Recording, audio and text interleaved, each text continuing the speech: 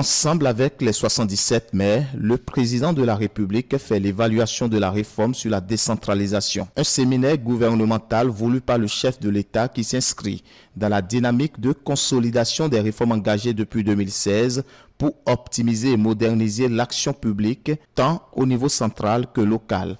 Des constats partagés, une volonté commune d'amélioration. Il a été remarqué aussi qu'il y a des incongruités, des difficultés de collaboration entre maire et secrétaire exécutif dans plusieurs communes. On a cherché à savoir quels sont les goulots d'étranglement empêchant réellement d'atteindre les objectifs qui s'étaient fixés au début de la mise en marche de cette réforme.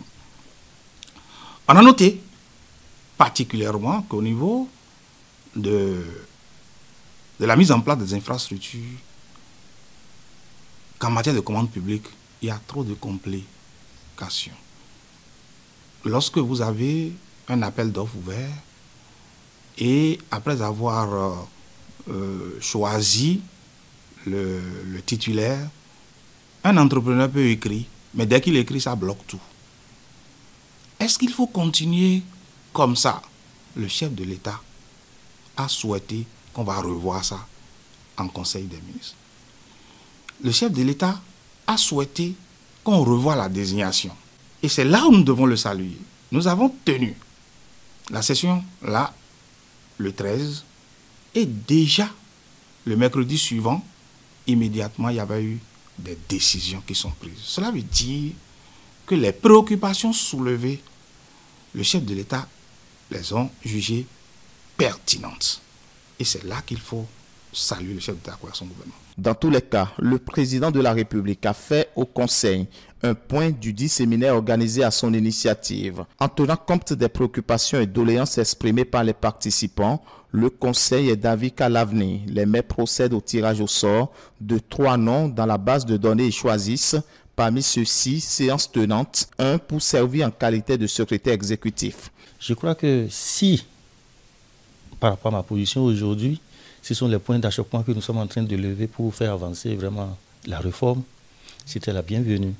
Donc je pouvais même dire tout de suite que le gouvernement, à travers les chefs de l'État, a bien vu, a perçu les difficultés sur le terrain, et cela devait vraiment nous permettre d'aller de l'avant. Ce qui est là, les SE qui ont été déployés sur le terrain, qui sont appelés à travailler sur un terrain vierge.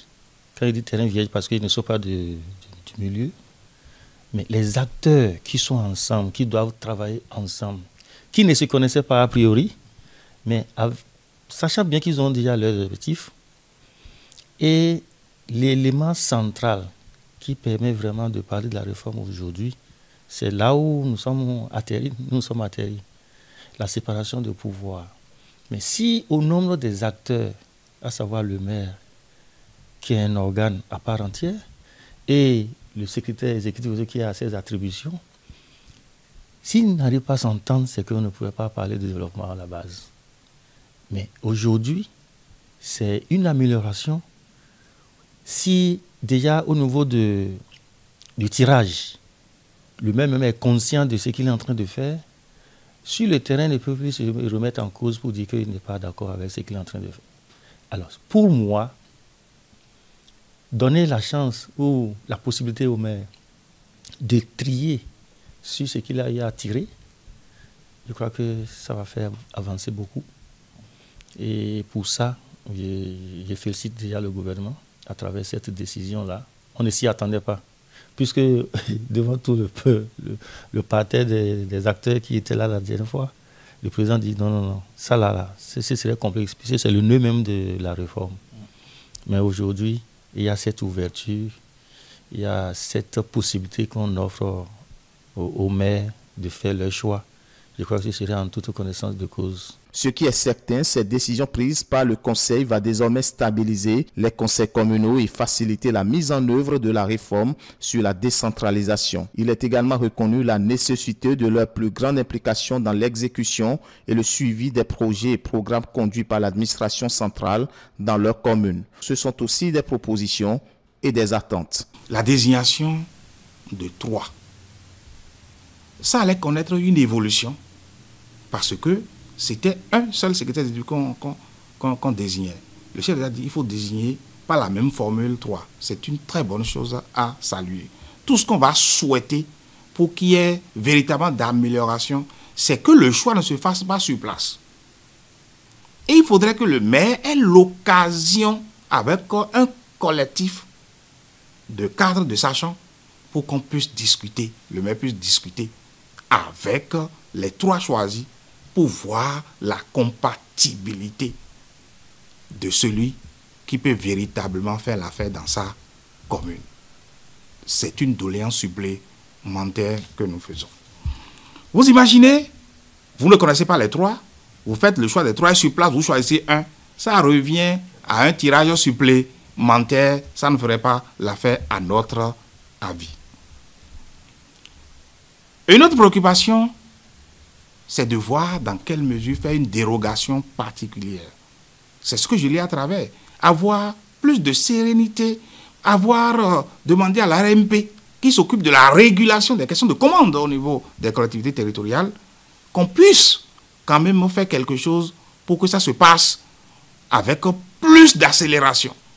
Pour que réellement on ne bloque pas les marchés publics au niveau des collectivités. À ce niveau, si la dérogation peut vite arriver, ça va être très bien. Si on n'arrive pas à mettre en exécution tous nos projets contenus dans nos plans de développement, pourquoi nous sommes là? Ceci étant, c'est pour vous dire que si on n'arrive pas à consommer les crédits, si on n'arrive pas à mettre en œuvre les différents projets, je crois qu'il y a quelque chose qui ne va pas. Et c'est pour cela d'ailleurs les maires sont revenus là-dessus, la dernière fois avec le chef de l'État, déjà au niveau des acteurs des dépenses, où le contrôle est devenu plus corsé, mais le président aussi était revenu là-dessus pour dire qu'il faut faire avec. Mais les acteurs qui sont mis à la... Nous ne sommes pas au même niveau d'information. Et ça biaise toutes les démarches que nous sommes en train de mettre en œuvre sur le terrain.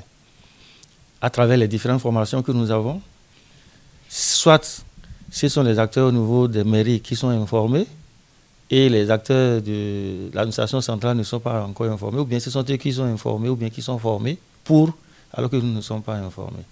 Ce qui voudra dire que nécessairement, si on doit conjuguer nos efforts, nous devons être au même pied d'information.